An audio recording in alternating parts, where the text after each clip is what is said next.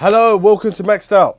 So basically, we've got the Fractal design fans, and these are the prisms. These are the AL 12 PWM fans. Now these are high performance fans and a little bit slightly different. So you've got the Noctua fans, which are like premium, top quality fans, maybe the best in the world, then black noise kind of thing. If you look at some other blades and normal fans, they're like, say that's the circle of the fan. And then you've got the box, which is slightly bigger, and then you've got like a big gap around it. These are like really close to the edge. Like they are amazingly close to the edge. So anyway, you get in the box for these little plastic little screws. So you screw them in and it kind of tightens itself. So self-tightening screws, I should call them. Nice little box. I do like the way they've laid this out. It's nice to see that they're moving into a little bit of RGB. But these are addressable RGB fans, so if you're interested in obviously having some colour and stuff, then you can do that as well. Anywho, these are 2000 RPM speed, so you should be able to push a lot of air. Look how close these fins are to the edges. This is like ridiculously close. Got like the nice little shock absorption of the rubber feet, so on both sides, so it stops vibrations and noise inside your case, especially when they're probably gonna be pretty loud actually at 2000 RPM speed. What we're gonna do with this video, we're gonna test it out.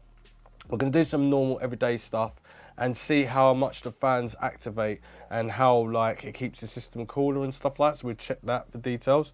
Anyway, it comes with two braided cables, so obviously one's a 4 PWM fan, which is nice to see rather than the DC and it's still RGB. So this is cool. And then you've got a normal 5-volt PWM connector there, and you've got another connector as well. So you can obviously connect up more fans together to go into one slot. So it's nice of Fractal design to obviously do that as well. The fans look pretty aggressive. It's meant to have a nice even flow of RGB. One thing I don't like already is the sticker is a little bit wobbly on there, and it just looks like the whole fan's wobbling, but it's not. It's actually, the sticker's not on there properly, so a little bit of what you call it, management would be all right, you know, quality control, so you can have a look at that. But obviously Fractal design have got great quality control anyway. Just on this sticker it's not. On the back is perfectly on there, so don't really get it. So what I'm going to do is to get the radiator out and obviously start putting it all together. I've got 5 fans, now I've just got to work out if I'm going to put the radiator at the front or at the top, and keep the 140s in there as well, because having 140 fans means that it's going to be more increase of power or rotations per minute, but more quieter because they're bigger. So what I'll do is I'll just speed ahead, put it all together, get the RGBs in there, and then we're just going to start testing for everyday like normal issues. So whenever you're gaming or rendering, whatever, we can just see how well it performs.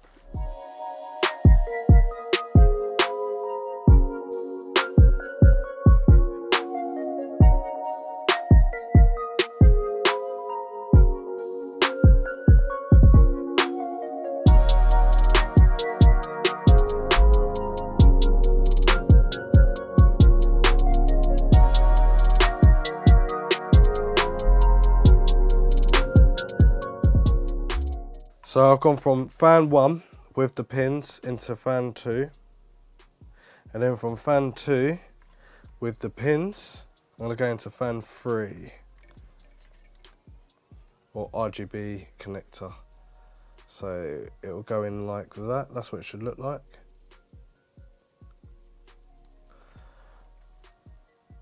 Then I've obviously got a naked spot there as well that I can plug straight into the board.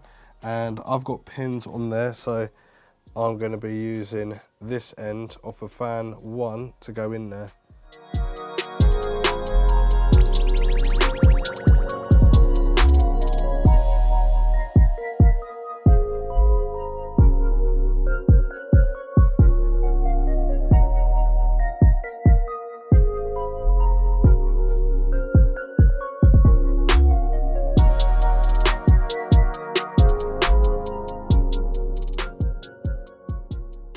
Right, so now we've got the Fractal design AL PWM fans in there, which is addressable RGBs.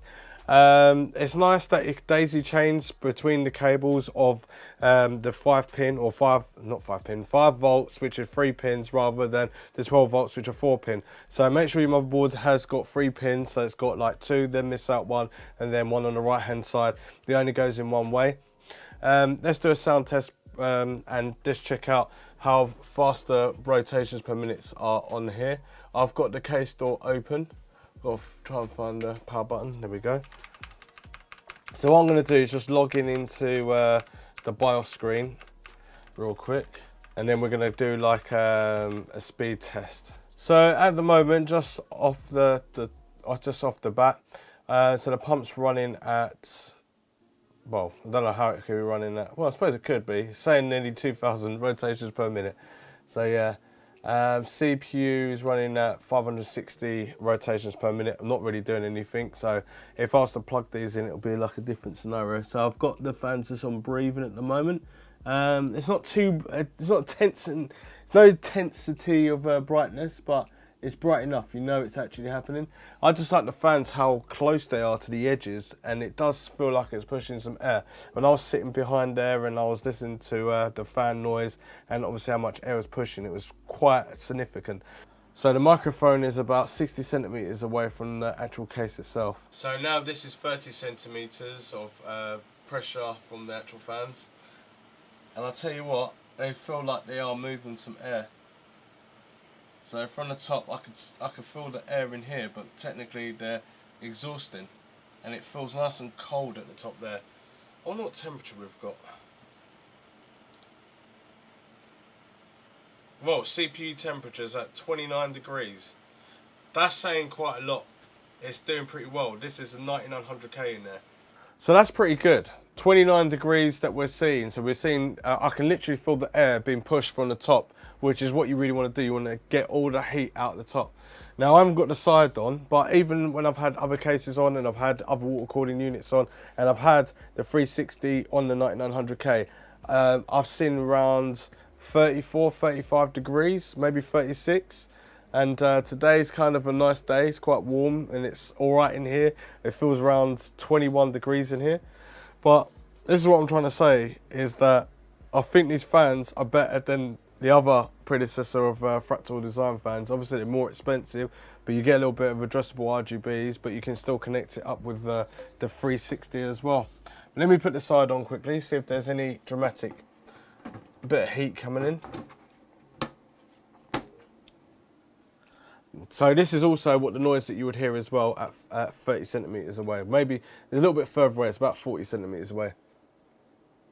But these are with all the fans on.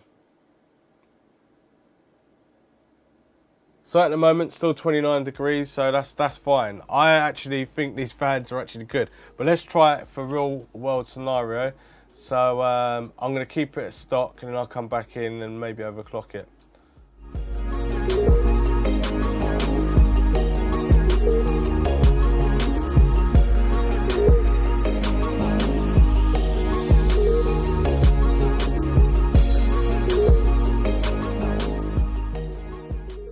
So at the moment we're at 38 oh no, we're not even at 38 degrees. Motherboard is 31. So we're in the 30 degrees at the moment. So what I'm going to do is do real world results where I'm going to just render a 1080p file, 3.6 gigabytes. Let's drop this in there to the timeline, and then we're going to render this out real quick. So then I'm going to put on Ada 64, see how much it's rendering by. So CPU core's gone to 57 degrees, 60 degrees. At the moment the fans haven't pumped up yet. So this is a 3.6 gigabyte video clip, and yeah, 55 degrees. Look at that big spike, it drops all the way down to like 41 degrees, even unders in the 30s. Idling, that is good.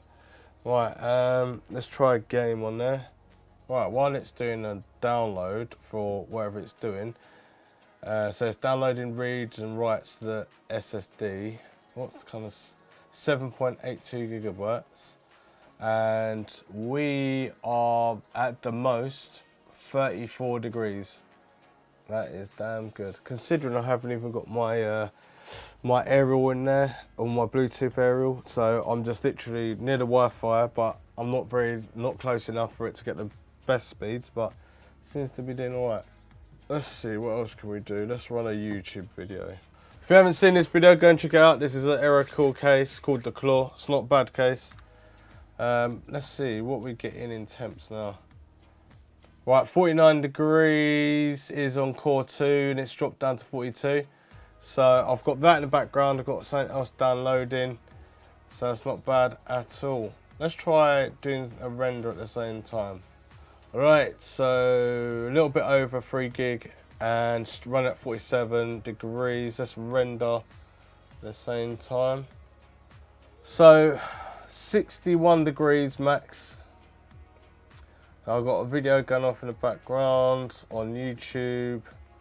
Got Epic Games downloading in the background.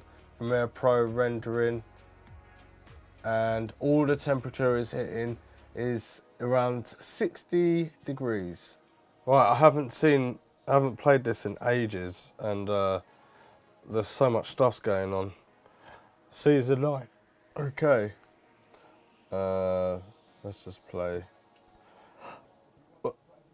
So let's check the temperature we've got going on in the background. The computer's been left on for a while. I think about an hour and a bit, and we're still very low in temperatures right now, even with the game that's on. Right, let's see. Let's play. I was going to overclock the computer, but I'm not going to bother because most of you ain't going to really overclock. If you want to see an overclocking video, hit it down in the comments down below and I will obviously do it for you. But let's see what temperatures we're going to get.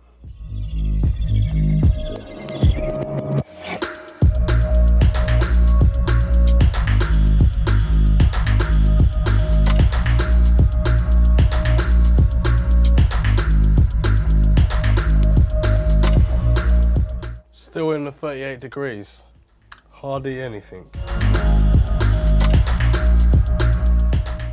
Let's check temperature again. 61 degrees maximum. This is just insane. Them fans are not even pushed up hard yet.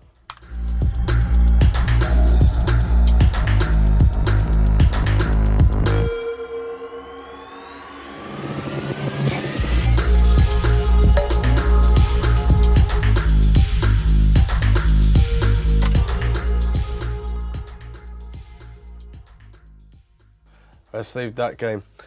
Right, so basically you're getting, obviously the computer's not overclocked, but even though when the 9900K came out, it was still really hot and there was nothing you could do about it other than having great cooling.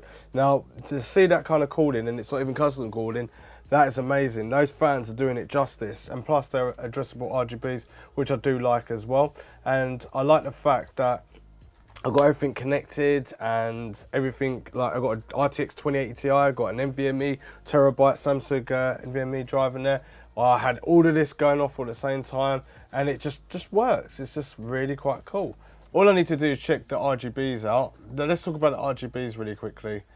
So what I can see so far, the lights are just nice. You don't really need to have the strips or anything like that, but the RGBs look really nice on there, and I like the fact that it gives it a nice glow, but it's like a glow that when you put sellotape over glass or so, it gives it a blurred effect and it spreads the spectrum of light and it looks pretty decent.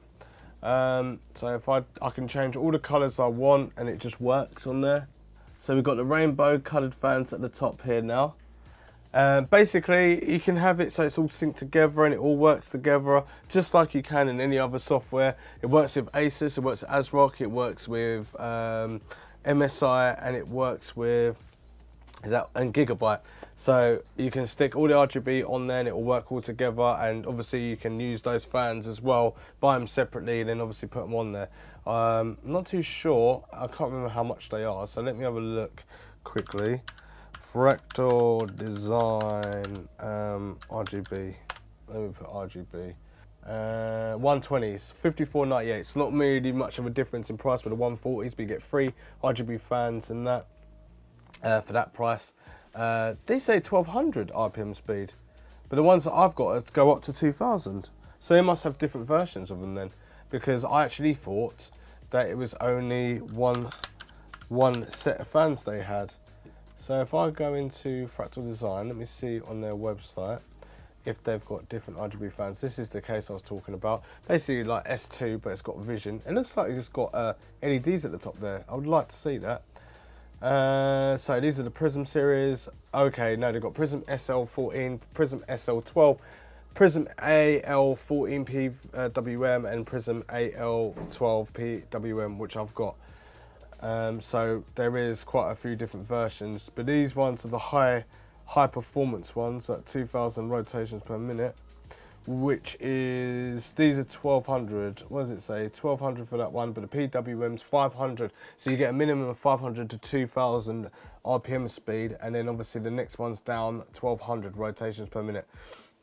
But also it says that you get 85.71 cubic feet per meter, whereas the ones that are lower is 50.63 cubic feet per meter.